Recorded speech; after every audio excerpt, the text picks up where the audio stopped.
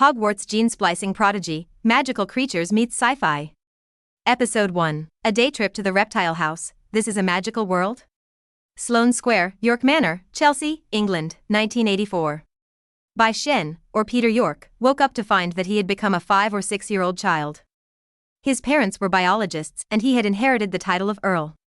The couple spent most of their time studying in tropical rainforests or virgin forests, but not long ago, news of the death of Earl York and his wife came, and a golden egg the size of an ostrich egg was sent. Holding an unknown egg, Peter York is still saddened by the death of his parents. After inheriting his father's title, he was taken care of by Peter York's Aunt Christine York as a guardian because of his age. But Aunt Christine was a celibate and was away all year, so he was always looked after by the faithful housekeeper, Wales. In 1988, the 10-year-old Earl Peter York was always a child of other people in the aristocratic circle because of the name of genius. Today is a day trip to the reptile house organized by the school. Peter York accompanied his friends to visit various reptiles under the guidance of the teacher. As soon as he entered the door, he noticed a boy who was wearing fat and ill-fitting clothes and looked thin and only 7 or 8 years old. He was lying on the glass and looked at a python until he was pushed down by a fat bear child with almost no neck. Land.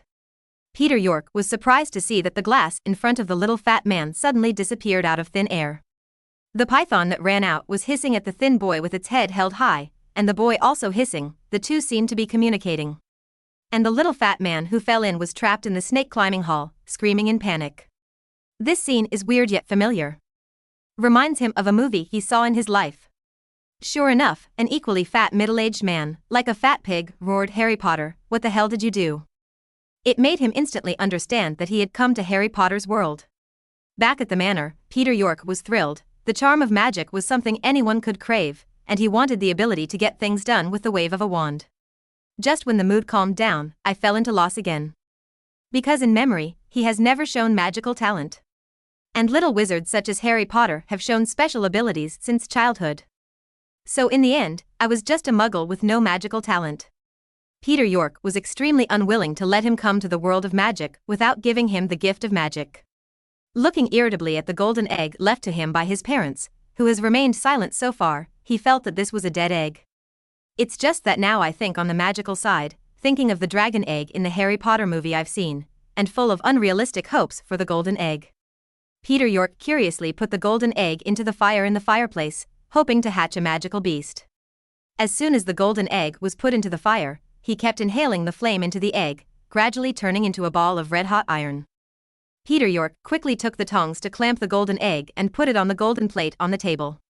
The golden egg rolled restlessly on the golden plate and then shattered, and a golden red bird appeared, making bursts of pleasant chirping.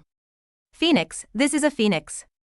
Peter York remembers that Dumbledore, headmaster of Hogwarts School of Witchcraft and Wizardry, had one, except the color was almost identical. Holding up the beautiful young phoenix excitedly, the little phoenix was also very affectionate to the first person he saw, and rubbed his head against Peter York's hand. The phoenix grows very fast, it is the size of a rooster in a few days, and it is very beautiful with golden red feathers. Picking up a glass of milk for Phoenix to drink, and touching the gorgeous feathers, Peter York sighed. After a few days, he regained his composure, only to realize sadly that even if he owned a phoenix as a pet, he was still a mortal who didn't know how to magic. In the end, Peter York took out a syringe and said to Phoenix with a pleading tone, "Field, I'm just an ordinary person. If you want to become a magician, you need to try your blood, you will definitely help me. Right?" Phoenix Field hesitated for a while, saw Peter York's expectant eyes again, and nodded. "Thank you, Field. If I can become a wizard, I will definitely take you to the wizarding world." Peter York happily picked up the syringe and carefully took out a tube of Phoenix blood from Field, then clenched his teeth into the vein and pushed it slowly. The place where the phoenix blood flowed was as hot as magma, which instantly caused Peter York to be in unbearable pain, and screams resounded throughout the hall. It's common sense that you can't transfuse blood with different blood types, not to mention phoenix blood. Even the craziest wizards in the wizarding world wouldn't put the blood of magical creatures into people's bodies, so Peter York's behavior is completely dead. With the blood of the phoenix flowing through the whole body, the body of ordinary people could not contain the majestic magic power contained in the blood of the phoenix. Peter York felt that he was about to explode. Ding! The Super Gene Fusion device is starting. A fusion opportunity is given at the beginning.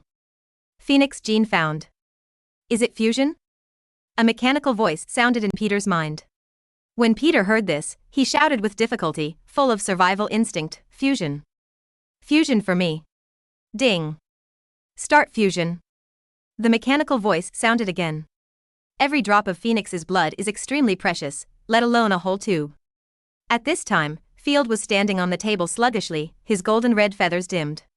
It looked at the dying master lying on the ground, and then spontaneously ignited, and when it was exhausted, a golden flame flew into Peter York's body. Peter York's body, like a well-oiled firewood, was on fire. With the flame instantly burned into a pile of ashes. In the living room of York Manor, the flames were still burning in the ornate fireplace, and everything was silent. From the ashes under the table, a fluffy phoenix chick suddenly appeared. With a dazed expression, he made a crisp and tender cry. Episode 2, System and the Fire of Nirvana, a new life created by accident. The cry of the phoenix chick attracted another phoenix that was reborn in the ashes of the golden plate. The reborn Field jumped off the table and rubbed his head against another phoenix chick who was at a loss. Peter York looked at his smaller self in amazement, feeling a little overwhelmed. He regretted it when the phoenix blood tortured him to the point of death. In the last memory, he only remembered that a voice suddenly sounded in his mind, and then Field started to burn, and a flame flew out to burn him to ashes, ending his pain. System? Are you there? Peter tried to ask. The super gene fusion device is at your service. What is the problem with the host? The mechanical voice sounded in his mind. When Peter heard the voice, he became excited and quickly asked, "What function do you have?" Super Gene Fusion Device is a gene editor accidentally produced in the multiverse. It aims to fuse different biological genes for the host, so as to make the host powerful. The host randomly obtains points in daily study and life. You can exchange for a genetic fusion opportunity. The mechanical voice sounded again. Peter looked at his current appearance and hurriedly asked, "System, did you make me like this? How can I change back to a human? This system is only responsible for fusing genes, and will not change your body. The reason you are like this now is because your phoenix at the last moment divided a part of the fire of nirvana to save you. It has caused unpredictable changes. This requires a host. Explore by yourself." The mechanical voice of the system replied again. Huh? Peter was a little dumbfounded when he heard that Field was the cause. Peter York is indeed the luckiest person in thousands of years. There are not many phoenixes in the world, otherwise Dumbledore will not be the only one in the entire magical world. Peter York, who was injected with the blood of the phoenix, was originally hopeless. Only at the last minute, with the help of the gene fusion device, the phoenix gene was successfully fused. Then I got the fire of phoenix nirvana, and I was lucky enough to be reborn as a new phoenix. The fire of nirvana is the source of the phoenix's immortality, the fire of the phoenix's life, and no phoenix is willing to share it. But fortunately, Field is a phoenix who was born just a few days ago, with a pure and immature mind, and has no reservations about Peter York, who is like a family member, and even willing to suffer nirvana for him. If he waits for a while and his mind matures, even if he gets close, Field will not make such a move for Peter York, so Peter York is the luckiest person. Peter. A young voice sounded in Peter York's ears, and Field made a sweet cry with his wings that were not yet fully grown. Are you talking to me, Field? Peter York looked at Field, who was as tall as him, in surprise, only to hear a musical chirping sound. Field nodded. Peter York has become like Field. Field is so happy. After speaking, he rubbed Peter York affectionately. Peter York finally understood that he originally wanted to borrow the blood of the phoenix to become a wizard, but he turned into a magical animal, a new phoenix. As soon as I wanted to change back to a human, a magic power poured out of my body. Wherever the magic power reached, the cytoskeleton began to reorganize and returned to the appearance of a human. At this time, Peter has changed, and his hair has changed from the original pale blonde to as gorgeous as gold. Although Juanchio's face hasn't changed much, the subtle changes have caused his overall temperament to undergo earth-shaking changes, like a fallen angel. Peter York is no longer human, the phoenix is his second form, another self. This state is somewhat similar to the advanced metamorphosis of the magic world Animagus. The blood of the phoenix is flowing in the body, giving Peter York majestic magic power. He has become a wizard, and he is still a 10-year-old wizard with infinite potential. The change in appearance is destined to attract attention.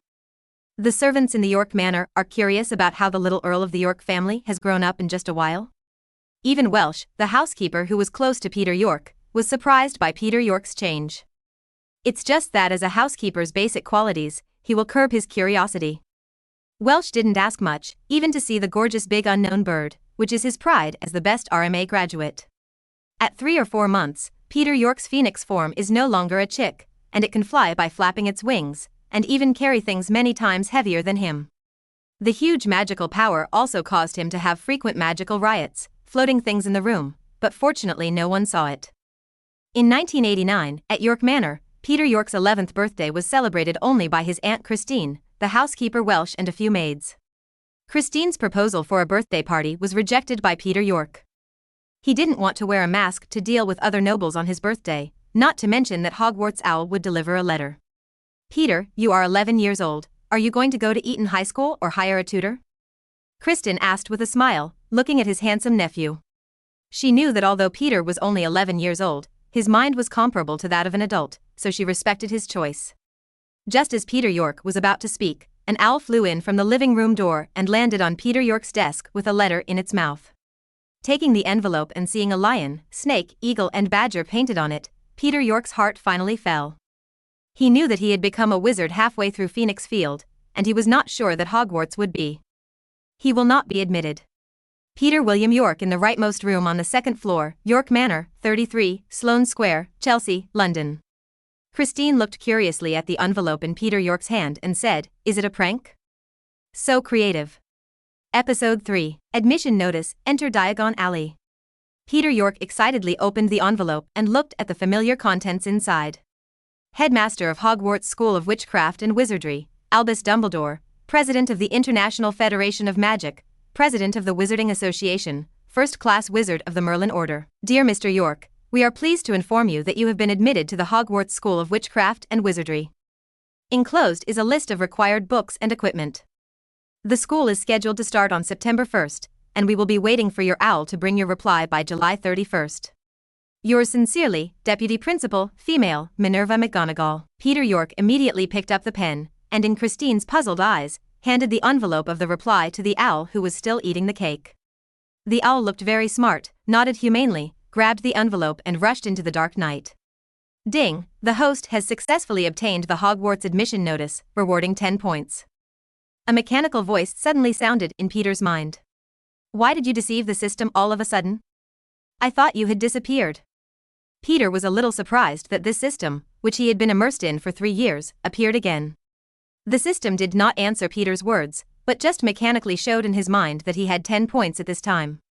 After waiting for a long time without hearing a response from the system, Peter gave up and exited the panel. Peter, don't you believe that there will be any magic school? This is typical of a prank. Why did you reply? Kristen was surprised at his nephew's performance, because he usually looks like an adult, and it is difficult to see fit childish behavior for his age. At this point, Peter York didn't want to hide his only relative. Although Christine was very feisty, he was very kind to his nephew, and he never coveted the Duke's title and property of the York family like other aristocratic families. Auntie, do you remember my pet Field? That's a phoenix. Field, that turkey? Are you kidding me? Kristen looked like you were kidding. Peter York rolled his eyes when Kristen called Field a turkey. Every time he was said to be a turkey, Field wanted to spray this woman on fire, but fortunately, he comforted him in time. This also caused Phoenix Field and Christine not to deal with it, and even refused to let Christine touch it. Peter York didn't expect her to believe it right away. Shout out Field. A fire burst out in the living room, and then a noble and gorgeous golden red bird appeared in the fire, dragging its long tail feathers and hovering constantly, making a pleasant sound. Field stopped on Peter York's shoulder and rubbed his head against him. Immediately, to the woman who said she was a turkey, she turned her head in disgust and looked disdainful. Peter York hilariously watched Field play petty temper, comforted the phoenix whose heart was devastated, and said to Christine, Field is a phoenix, and I am a wizard. Christine, who suffered another wave of shocks, was shocked. The information that her nephew was a wizard was even harder for her than Field turned into a phoenix. The wizard in her impression was an evil image, and she couldn't turn her mind around for a while. Wait, let me rearrange my thoughts. My nephew has turned into a wizard, and he has a phoenix like a firebird. God, am I dreaming? Kristen grabbed himself frantically. head, muttered to himself. On July 31st, Peter York and Christine sat early in the living room waiting for the arrival of the wizard from the magic school. Kristen didn't care about magic, except that Peter York was her dear nephew, so she wanted to make sure that Hogwarts was safe. Then the butler Welsh came in and said, "Miss, sir, there is a man who claims to be Hogwarts school outside and wants to see the Earl." Peter York got up to meet him. He didn't want to make a bad impression on the professors at Hogwarts for the first time. Walking through the garden, looking at a woman in a grey robe and a pointed hat with a serious face in front of the door, Peter guessed that she should be Professor McGonagall, the head of Gryffindor. Peter York was a little excited to see the characters in the story. "Hello, Professor, I'm Peter York. I got a letter from Hogwarts and thought it was a prank." Professor McGonagall looked at the beautiful boy in front of him and smiled a little. "I'm Minerva McGonagall, head of Gryffindor and your Professor of Transfiguration. If Mr. York is ready, we should go." "Wait, Professor. My aunt is a little worried about my safety in the wizarding world, so..." Peter York said apologetically, and introduced it into the manor. Professor McGonagall, obviously understanding, nodded and said, "Of course. Mr. York. After all, many parents in the Muggle world don't know Hogwarts. I'll explain it to your aunt." In the course of a cup of tea, Professor McGonagall made Christine feel good about what she calls the safest school in the world. Peter on the side rolled his eyes secretly in his heart. He knew very well that in another 2 years, after the savior Harry Potter entered the school, disasters would happen every year at Hogwarts. Rejecting Professor McGonagall's request to take the bus, Peter asked Wales to take him and Professor McGonagall to the Leaky Cauldron. The Leaky Cauldron is sandwiched between a large bookstore and a record store, invisible to ordinary people, and Peter and Professor McGonagall enter. Perhaps because of the school season, the bar seemed a bit lively, and some people who took the initiative to greet Professor McGonagall were startled when they saw Peter York. "Oh, Professor McGonagall, you're picking up freshmen again?" Tom the bar owner greeted with a smile and looked at Peter York again. "What a beautiful kid, I hope you go to Hufflepuff, where I graduated from the college." "Thank you, sir, and have a nice day," Peter York said sincerely and gracefully. Go through the bar and follow Professor McGonagall to the backyard, a small patio with walls on all sides, where there is nothing but a trash can and some weeds. Professor McGonagall drew his wand and tapped the wall a few times. "Remember, Mr. York, tap here with your wand, count $3 up and $2 across. Also, welcome to Diagon Alley." Episode 4. The Friendly Attitude of the Fairies, Send It to the Vault? Diagon Alley was full of people, and there was a crucible hanging outside the nearest store. The sign on the side read, "Copperton Silver Crucibles, all models, automatic stirring foldable." The next store was crowded with children lying at the window, and a glass cabinet displayed the latest flying broom. Peter York entered Gringotts with Professor McGonagall. As a phoenix, he instinctively disliked these ugly goblins. But the respectful attitude of the goblins made Peter York a little embarrassed, and it also surprised Professor McGonagall. After all, the goblins couldn't hold anyone but gold coins in their eyes. Just took out £50,000 and wanted to convert it into 10,000 gold galleons and deposited it in Gringotts, but Peter York was told that there was a limit to the exchange amount, and he could only exchange a maximum of 200 gold galleons. It was extremely embarrassing in an instant. After all, he remembered that those big bosses who crossed over would always take out 100 million checks to exchange, and then receive the hot eyes and warm service of the goblins. Back to reality in an instant, Peter York knew that there were fewer than tens of thousands of wizards in the UK. If a huge amount of money really enters the wizarding world, it will definitely paralyze the financial market of wizards. So, obviously the wizards and the goblins in Gringotts are not fools. "Exchange 200 gold galleons for me," Peter said helplessly to the goblin on the counter, and then gave him more than £1,000. "Okay, Mr. York," the goblin said in a friendly manner, not as annoying as the legends say. When the goblin was slowly calculating Gene Galleon, Peter looked at the surrounding environment curiously.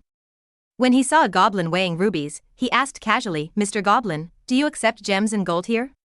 Hearing what Peter meant, the goblin directly raised his head and leaned towards Peter, with a smile on his face, and said, "Of course, Mr. York. Gold and gems are always precious, and we are happy to accept them." As soon as Peter heard this, his eyes lit up. 200 gold galleons alone were not enough for him. Immediately, he took out a ruby the size of a pigeon egg from his bag, handed it to the goblin, and said, "How much is this worth?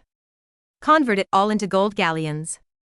Seeing the ruby in Peter's hand, the goblin's eyes became greedy, but after seeing Peter, it became more restrained. He took out a magnifying glass from the small drawer under the table, carefully observed the ruby, and said with satisfaction, "The purity of the gem is good. Mr. York, we are willing to buy your gem for 100,000 galleons. I don't know what you think?" Peter pouted and said dissatisfiedly, "My ruby is worth millions of pounds in the Muggle world." It turned out that it was only 100,000 galleons, or more than 500,000 pounds. "This is too pitiful." The goblin smiled and said, "Mr. York, this is the highest price I've specially given you. It would be nice if we could have 50,000 gold galleons for the others. If it weren't for the enforcement of secrecy laws, wizards would easily have gotten things like gold and jewelry from the Muggle world. So although these things are rare, they are still not as precious as magic materials." When Peter heard the goblin's words, he asked strangely, "Mr. Goblin, it's my first time in the wizarding world, and I'm just a Muggle-born wizard. How can you give me the highest price?" Professor McGonagall on the side also pricked up her ears. She had never seen goblins be as polite to any wizard as they were to Peter York. The goblin looked at Peter deeply and said meaningfully, "Mr. York, we fairies are born with the ability to see through the essence of things. So we are good at creating magic props. So even if we drink compound decoction and become another person, we cannot escape us. Eyes. But as soon as you came in, we saw that eternal flame in your body. What an enviable talent. So, Mr. York, do you need to deposit your golden galleons in our underground vault? We provide you with the bottom vault for free. There is a dragon guarding it to keep your property safe." After the goblin said a few words that confused Professor McGonagall, he directly changed the subject to sell the vault to Peter. Peter took a deep look at the goblin. He didn't expect goblins to have such abilities. He actually saw through his essence. What he said about the eternal flame was the fire of his own nirvana. But since the goblin didn't tell the truth in front of others, he smiled and said, "Then store my gold galleons in the underground vault."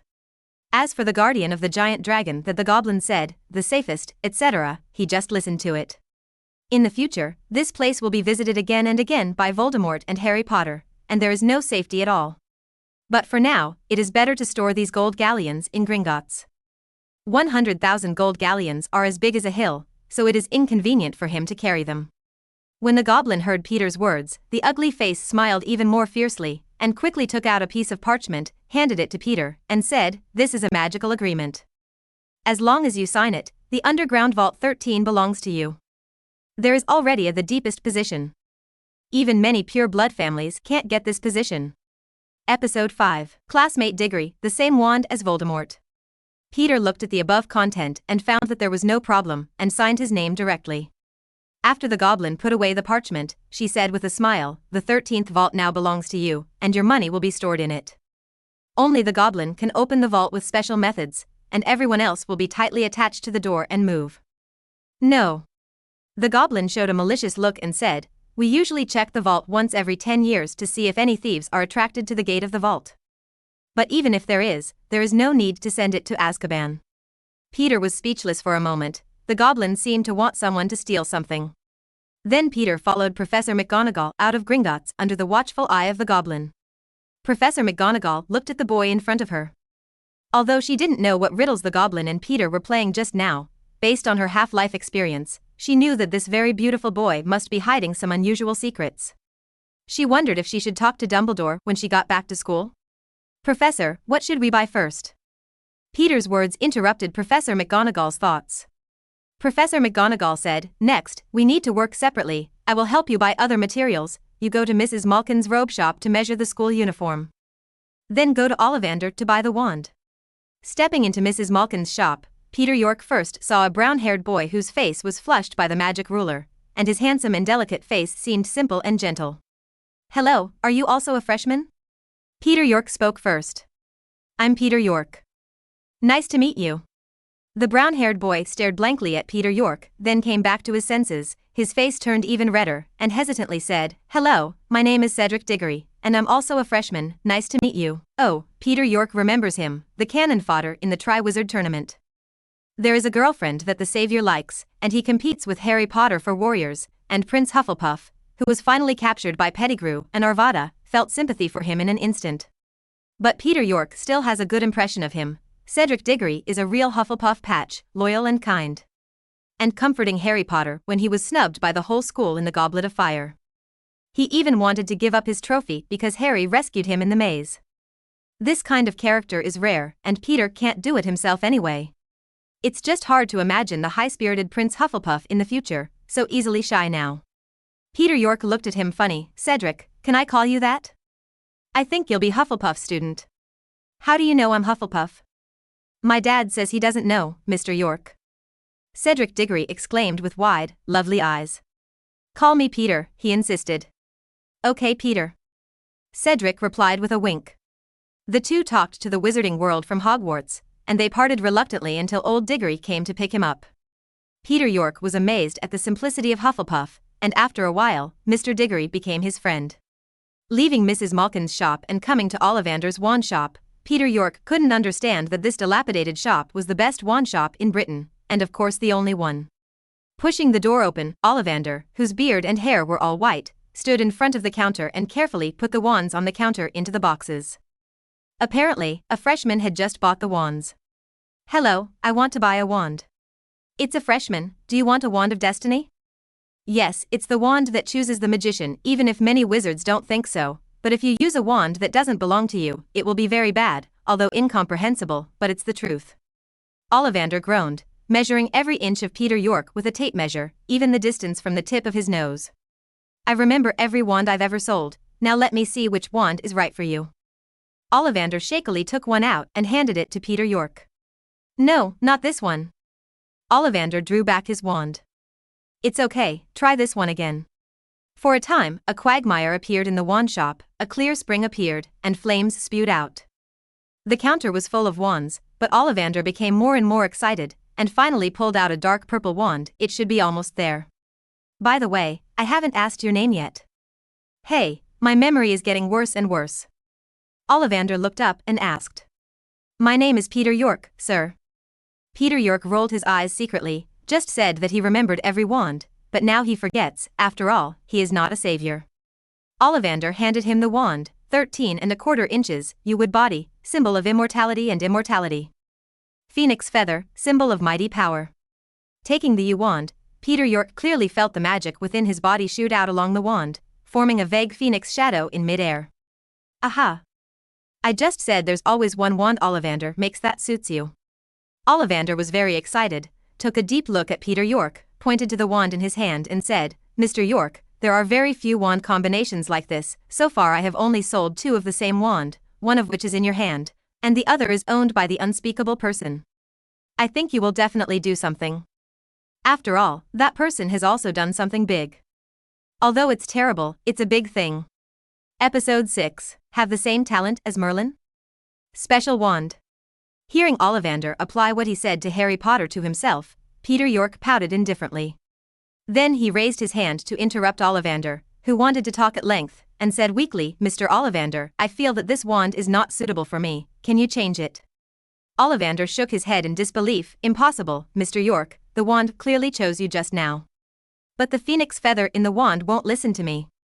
Peter York could clearly feel the wand's resistance to him.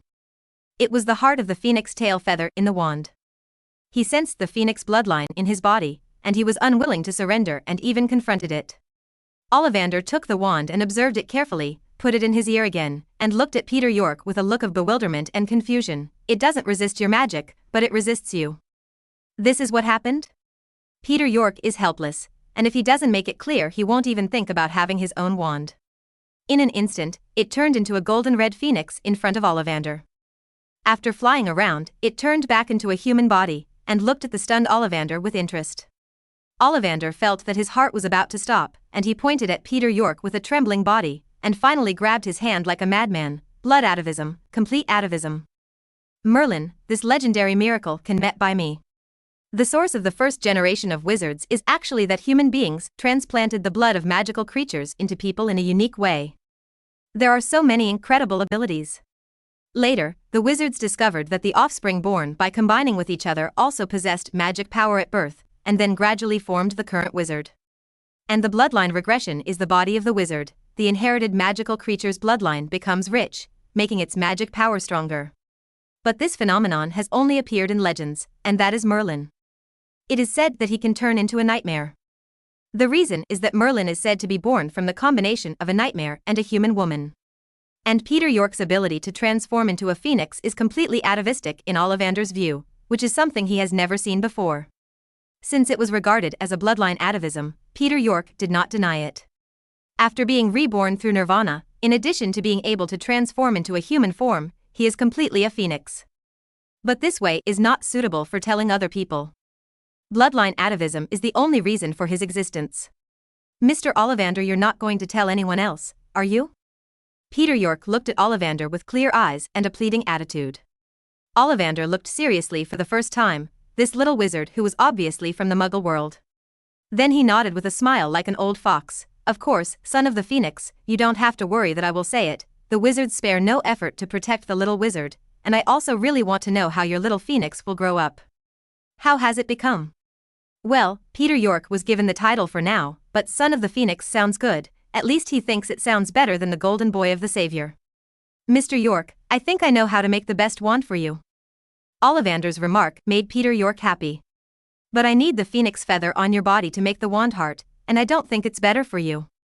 Peter York knew it was going to be bad, so he turned into a phoenix, and endured the pain to let Olivander, a sly old man, snatch a few tail feathers from him. Peter York looked at his beautiful tail feathers being plucked with regret, and wanted to cry without tears. Phoenix's beauty-loving nature made him feel boundless resentment towards Olivander, the culprit, and wished he could also pluck out the few silver hairs on the old fox's head.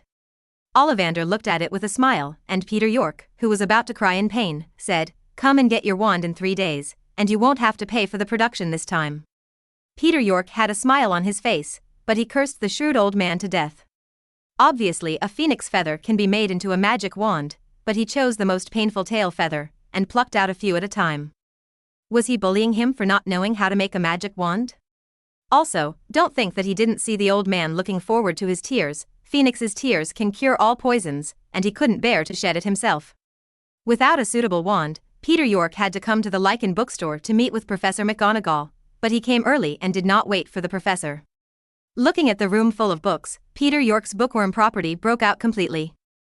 After finding a few books designated by the teaching, he began to immerse himself in the world of the book, until he was woken up by Professor McGonagall, who did not know when he arrived. Professor McGonagall. Peter York stood up embarrassedly. Minerva McGonagall looked at the thick book in Peter York's arms, nodded with a smile. Looks like Ravenclaw is about to welcome a studious little eagle. Have you got everything? All but the wand, and Olivander said he'd come back for the wand in 3 days. Peter York answered truthfully. Minerva McGonagall, though curious, didn't ask much, gave him a ticket for platform 9 3/4, and left after telling him not to lose it. Ding, initially complete the exploration of Diagon Alley, reward 1 point. The system suddenly prompted. It's only 1 point. It's too little. Peter complained. So far he has tried many ways, but no points have been awarded. There are only 11 points on the system. He felt that he still had a long way to go before he could collect 100 points. Episode 7, Hogwarts Slow Train. See you again. 3 days later, Peter got his wand with a phoenix tail feather at the heart. The phoenix bloodline gave him the ability to cast spells without a wand, but after all, it couldn't compare to the effect of casting spells with a wand. Otherwise Voldemort wouldn't have tried everything to find the Elder Wand. In the past, it was easy to try a few stickless magic at home, but for the black magic that directly hits the soul, it is impossible to use it directly with your hands, otherwise you will die without killing others. The wand is easy to use, and casting magic is easier and easier. Phoenix's sensitive attributes make it easy for him to detect traces of traces. Trace silk usually accompanies young wizards, and does not disappear until the age of 17. The Ministry of Magic relies on traces to track underage wizards. Is there any misuse of magic? However, the tracking effect of this kind of trace is relatively vague. For example, if an adult wizard casts magic in front of a minor wizard, the Ministry of Magic cannot tell who is casting this magic. Therefore, ordinary wizard families rely on adult wizards to consciously supervise underage wizards. And the little wizards born in Muggle families are even worse. They can't use any magic when they return home during the holiday. Once used, the Ministry of Magic will warn you the first time. But the second time, the student will be expelled and the wand will be broken. Just as Harry Potter used a spell in front of Harry Potter in order to prevent him from entering the school before the start of the second year, and the Ministry of Magic judged that it was the spell he cast and sent a warning letter. And then during the holiday after the Goblet of Fire, the Patronus charm used to expel the Dementors, received a letter of dismissal from the Ministry of Magic, and had to break his wand. And he is also the savior of the magic world, and he has been defended by many parties before he has a trial. But other ordinary Muggle students did not have such good luck. There was no appeal process, and they directly broke off their wands and drove them out of the magic world. The appearance of this trace is nakedly targeting Muggle-born students. So Peter hates this, traces of obvious discrimination. At this time, the effect of the Phoenix Flame was manifested, and the trace was burnt out in a single fire, while the wand was still intact. There is an obvious loophole in the Ministry of Magic, that is, freshmen before school can experiment with spells without warning for more than a month after they get their wands. So Peter experimented with various magics recklessly 1 month before school started. Basic magics such as clear springs like water and floating spells are successfully performed a few times. There is also armor and body protection. It was successful after trying for a long time. This kind of talent is astounding. At the same time, his system points have also risen considerably to 25 points. These are the points awarded by the system after he successfully cast the spell in the textbook. It's just that there aren't many spells in the first-year textbook. Even the spell of Armor and Bodyguard is a spell that Peter saw in a senior student's notebook when he was rummaging through old books in the second-hand bookstore in Diagon Alley. This is also due to the fact that when Peter was reading fan novels in his previous life, he often saw the protagonist find good things in second-hand bookstores. So he took the opportunity to go to Olivander to get his wand and went to the second-hand bookstore to rummage for a while. It's just that Peter was thinking too much. Although there are good things in the second-hand bookstore, they will be taken away by the shopkeeper immediately, so the old books left on the bookshelf are all used textbooks by some students. The textbook was either missing a few pages, or was covered in large swathes of text by ink stains, and he even turned to an old textbook stuck in chewing gum. This made Peter give up completely. Even the note that recorded the Armor and Bodyguard was a diary, and it recorded some trivial things, and the only useful thing was this spell. If Peter York hadn't stumbled upon the one with the spell, he would have thrown it away like the shopkeeper. The spell of armor and protection sounds simple, but many employees of the Ministry of Magic can't even use a decent armor and protection, so they know that this spell is likely not to appear in student textbooks. Peter York bought this notebook for only 2 copper nut, and with the armor protection spell, this notebook is a great value for Peter. Peter York stands between platforms 9 and 10 at London Railway Station on September 1st. He looked at a wall in front of him, his face was a little foggy, and he always felt that it would be a real wall if he hit it. He really didn't understand the evil taste of wizards. Bravely rushed to the wall, passed through a dark tunnel without hindrance, and came to a brand new iron steam train with the words Hogwarts Express. Ding, sign in to platform 9 3/4, reward 1 point. The system prompted. Peter York was stunned for a moment when he heard the sound of the system, then he was a little happy, and took a small step closer to reaching 100 points. He successfully cast a spell, and only 1 point. There were a lot of people on the 9 3/4 platform, and Peter York was only carrying a school bag with an extension spell on it, which he bought in Diagon Alley for 10 galleons. The owl that delivered the letter didn't buy it. It would be nice if he had Field, the teleporting phoenix, but Field didn't like to stay in the cage, so he had to wait until Hogwarts to summon it. On the train, the first few carriages are full. Peter York walked down the aisle to the last car, opened the car door, and found that there was already someone inside, thinking that he had the same thoughts as him. "Excuse me, may I sit here?" Turning his head to the brown-haired boy outside the window, he looked at Peter York in surprise. "Peter, it's nice to meet you." "Cedric, we meet again." Peter York was also surprised. The two chatted very happily. Peter also took out Muggle snacks from his backpack and distributed them to Cedric. Simple Hufflepuff looked at these Muggle food with pure eyes and curiosity. The more they talked, the happier they became, and slowly they talked about magic. And then Peter's few simple magics gained Hufflepuff's adoring little eyes. "Hey," said, "why did you sit in the back?" "Meet new friends?" Entered a pair of red-haired twins, their restless personalities with rolling eyes, clearly familiar with Cedric. "Hi, George, Fred," Cedric greeted, turning to introduce Peter York. "These are the Weasley twins, freshmen like us, and they're lively." George, Fred, this is Peter York from the Muggle world. He's amazing, he's read all the first-year books, and can do a lot of magic. Oh, George. Oh, Fred. The twins' funny attributes were exposed in an instant. This is the legendary Peter York. It's an honor to meet you. The twins gave an aristocratic salute, then sat across from Peter York and Cedric. Our lovely Ced has been talking about you all holiday. Say you are handsome and elegant. Say you are gentle and kind. Oh, what if our lovely Cedric fell in love with Peter York, the two sang in unison. George, Fred. Cedric was furious. Peter York hilariously looked at the twins, two of his favorites in Harry Potter, always bringing joy to others, getting good grades, and peddling the joke props they made. Episode 8. Sorting Ceremony, Is This My Turn? The four of them laughed and laughed all the way. As night fell, the train stopped on the humble platform of Hogsmeade. Peter separated from Cedric without noticing, and the group stumbled down the path following the giant Hagrid. Climbing over the hill and seeing the huge castle on the lakeshore in the distance, all the new students couldn't help but feel a sense of adoration. Peter York swore it was the biggest castle he had ever seen, standing like a hill by the Black Lake.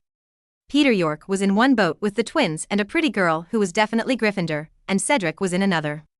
The boat advanced on its own in the eyes of all the surprised eyes, passed through the bottom of the cliff covered with green, came to the base of the castle, and went up the stone steps. Cedric chased between Peter and the twins, took a breath and said, "Finally found you. Just now in a daze, I separated from you." The twins grinned and pulled him up, and the four of them followed behind Hagrid. Hagrid led a group of young wizards to a huge oak door and knocked on the wooden door with a big hand. "Professor McGonagall, the freshmen are here," Hagrid said respectfully, seeing McGonagall in a pointed hat and square glasses appear behind the door. "Thank you, Hagrid. Now the freshmen come with me." Professor McGonagall looked serious. Peter York and other new students followed her to the other end of the inner hall, in a small empty room. "The opening banquet is about to begin, but before you sit, you must first determine which college you will enter. There are Gryffindor, Hufflepuff, Ravenclaw, and Slytherin. You will study and live together for the next 7 years. Students who perform well can give points to the college." After explaining the situation of the college, some requirements of the new semester, and the matter of the college cup, Professor McGonagall led the freshmen in a row into the hall. Peter was dragged to the front by the naughty twins. His outstanding appearance attracted the attention of a large number of people, especially his aristocratic temperament involuntarily leaked, which attracted the attention of Slytherin's table. Peter York looked curiously at the candles floating in the sky and the ceiling that was enchanted into the night sky, and repeatedly sighed at the wonder of magic. The freshmen stood uneasily together, Professor McGonagall conjuring a four-legged bench with a wand in one hand and a tattered hat in one hand, and pulled out a roll of parchment. "Now the classmates who call your name come forward, put on the sorting hat, and he will assign you to the corresponding college." The first one, Alice Wick. A somewhat excited brunette girl walked out of the freshman group and sat on a stool. "Ravenclaw," the sorting hat screamed. In an instant, the girl took off her hat amid the cheers of Ravenclaw and ran to her own academy. The twins watched the freshmen being assigned to different colleges, and although they were nervous, they still remembered their funny attributes. George, if we were assigned to different colleges, you would still be my favorite person." "Oh, dear Fred, if you're sorted into Slytherin, I'll have Merlin bless you, because Mommy will send you a shout-out letter. May Merlin bless you." The two of them hilariously crossed the Christian cross on their chests, and then made an appearance of being generous to death. These two treasures kept Peter in a happy mood. He patted the two of them on the shoulders and comforted them. "You look like you are definitely Gryffindor students, there is no doubt about that. And your family has been Gryffindor for generations, so don't worry about being caught by Gryffindor." To another college. The twins relaxed a little, then asked, "Peter, which house are you going to? Or come to Gryffindor so we can live together?" Peter York shook his head. "My personality doesn't suit Gryffindor, and I might be sorted into Ravenclaw or Slytherin." "Of course we're still friends, right?" The twins nodded. They never liked to abide by the rules.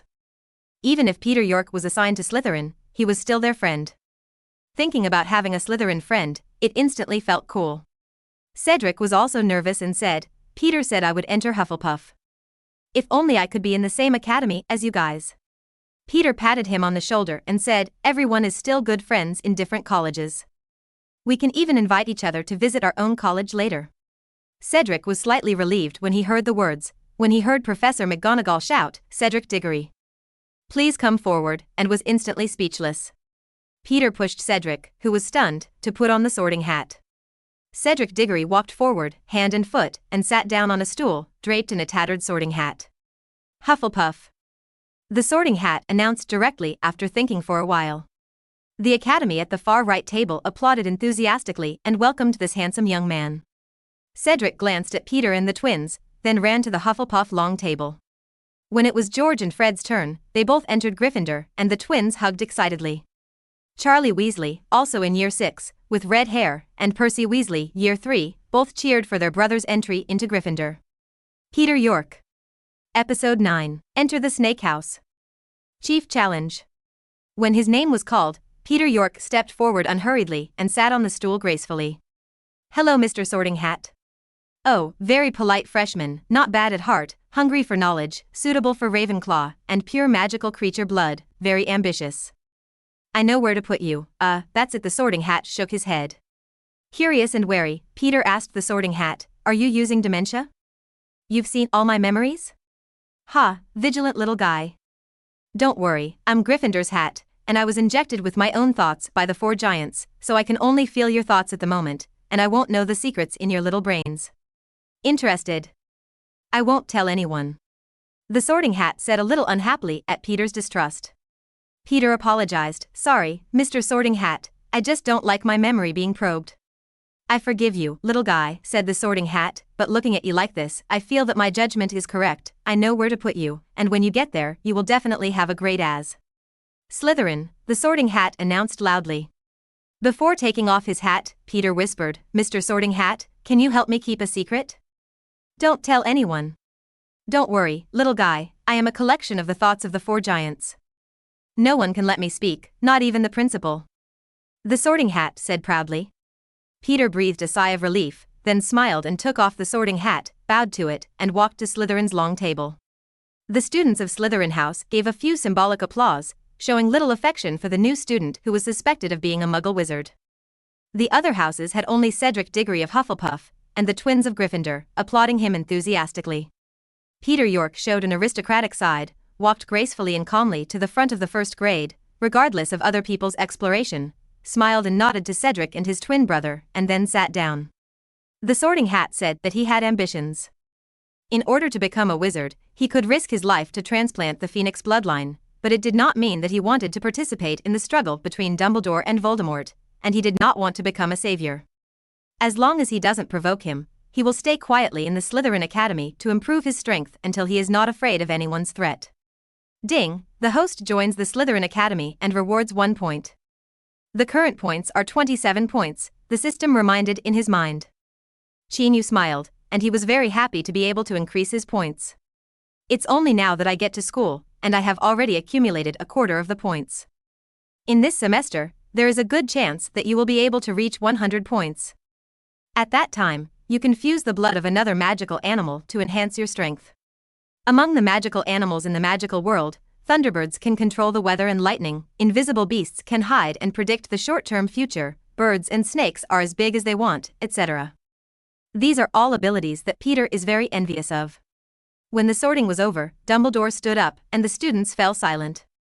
The banquet begins. A sumptuous amount of food suddenly appeared on the shiny gold utensils, and everyone happily began to enjoy dinner. Under the eyes of Slytherin, Peter York ate the food bit by bit, and the etiquette engraved in his bones made his meals extremely elegant. After dinner was over, the plate was shiny again.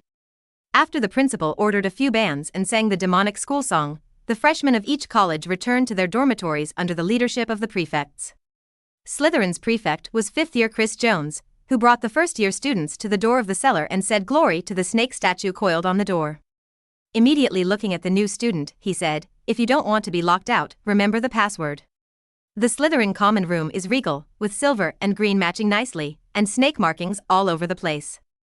All gathered together, waiting for the instruction of the dean. The door opened, and Snape in a black robe with a gloomy face looked like a vampire. His empty eyes glanced coldly at everyone, and he slowly made a magnetic voice. "Since you have entered Slytherin, it means that you have a certain essence of Slytherin in you. I don't want you to be like brainless Gryffindors. Slytherin values honor and worships the strong. As long as you are not trolls, you can get what you want. Now, it's the chief competition within the academy. The first place in each grade is the grade chief, and everyone has to obey the chief's orders. As soon as the words fell, Dean Snape's wand emitted a white light, turning the center of the lounge into a platform. First-year freshmen start first. There were only 12 Slytherin freshmen at this level, including Peter York, and they all took the stage, and no one wanted to abstain. There were no pure-blooded aristocratic students like Malfoy in this class, but only Peter York was a suspected Muggle-born, so everyone pointed their wands at him, and the senior students also looked on. Peter York pulled out his wand and looked at everyone sullenly, thinking he was being bullied. A freshman couldn't help it at first, and a leg-locking spell, stand stiff and dead, was thrown at Peter York, which immediately caused a chain effect. Tarantara dance. Hot and hot. The front teeth contest is great. There are also more complex incantations. Obviously preschool magic education is good. Passed out. Countless spells were facing Peter York, and he calmly gave himself an armor to protect himself, and threw a few consecutive spells against the spell. There are many obstacles. There are many obstacles. Accept your weapons. After all, Peter York is a man with the magic power of an adult wizard. He knocked this group of freshmen down in a few seconds, and some of them were also hit by his own magic spell. Only Peter York and a stronger Alan White were left on the stage. Just as White was in a tense confrontation, Peter York stepped off the stage and sat leisurely on the sofa under the many surprised eyes and White's shameful stares. Snape, who had been silent for a while, raised his eyebrows, and a spell calmed the chaotic scene. First-year chief, Alan White. With the confrontation between the senior students, the scene became more and more exciting. Various advanced spells flew around. Peter York also watched with great interest. He had too few spells and no actual combat experience. He desperately needs it.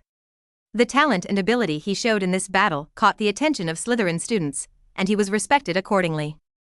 Some freshmen in the same grade also took the initiative to greet him. After the chief competition was over, he returned to his dormitory and saw the names of Peter York and Alan White on the doorplate. Peter York sighed that it was fate. Entering the house, looking at White, who was sorting clothes on the other bed, he took the initiative to say, hello, I'm Peter York, I'll be my roommate in the future, I hope to get along well. Episode 10, Chief Roommate, Transfiguration Class Performance. Humph. White turned his head and ignored him, then said faintly, I don't dare to be friends with the powerful Mr. York. You obviously can beat me, but you give up the game. Are you looking down on me, or humiliating me? Peter York looked at the arrogant White in front of him with amusement. Gryffindor people always called Slytherin students evil dark wizards, but now they are only 11-year-old children. Where is the distinction between good and evil? Peter walked up to him and said, sorry, I just don't want to be the chief, it's tiring, you'll understand me, right? White blushed a little at the stare and said awkwardly, you can call me Alan, but don't expect me to forgive you for what you did in the chief match, I will beat you next year. As an adult of psychological age, Peter York certainly doesn't care about children, nodding encouragingly. There was a melodious screeching sound, and Field suddenly appeared in the bedroom, sitting on Peter York's shoulder. Phoenix? You actually have a phoenix? White exclaimed incoherently, looking at the intimacy of one person and one phoenix. Peter York raised his eyebrows, this is my phoenix, his name is Field. Peter York, are you sure you are a Muggle wizard? Phoenix is very rare, less than unicorns, and it is very arrogant. Only Dumbledore has one in the wizarding world. It is a fascinating magical creature. White stared at Field curiously. Sighed again and again in his mouth. White spent the whole night studying Phoenix, and the hot eyes made Peter York and Field feel cold on their backs, and Field even wanted to disappear immediately and hide away. After a tiring day, Peter York went to bed after cleaning up, and he could hear White's murmuring in a daze. In the morning, Peter York woke up as soon as his biological clock arrived. He left the dormitory and went to the common room. Only a few senior students sat quietly with books. It was still early. Peter York walked out of the cellar to the shore of the Black Lake. The forbidden forest in the distance was mysterious and deep. The humidity in Hogwarts was very high in the early morning. He walked a few times around the lakeshore wearing a cloak, and he could still see an ugly mermaid out of the water. Back in the cellar, the common room was full of first-year students. Peter York, you got up so early, I didn't see you when I woke up. White came over to say hello. He was the first-year headmaster, busy giving new students the route map for the class. The path to Hogwarts was twisty and the stairs it kept changing, and without a roadmap, it was impossible to find a classroom. Fortunately, there was a senior leading the school a month ago. The first class was Professor McGonagall's Transfiguration class. Slytherin students arrived in the classroom after breakfast. The classroom was empty except for a cat sitting on the desk. Peter York nodded to him and sat down. When the class was about to begin, Gryffindor's talents arrived slowly, and the whole room was instantly noisy. "Hi, Peter York." The twins sat on Peter York's side, ignoring the weird looks from Slytherin and Gryffindor. "Are you okay? Did those Slytherins bully you?" Peter York looked at the two brothers with a smile. "George Fred, no one can bully me. You forget that I am also a Slytherin, and I will never let myself suffer." "Oh, the sinister Slytherin," the twins joked hilariously.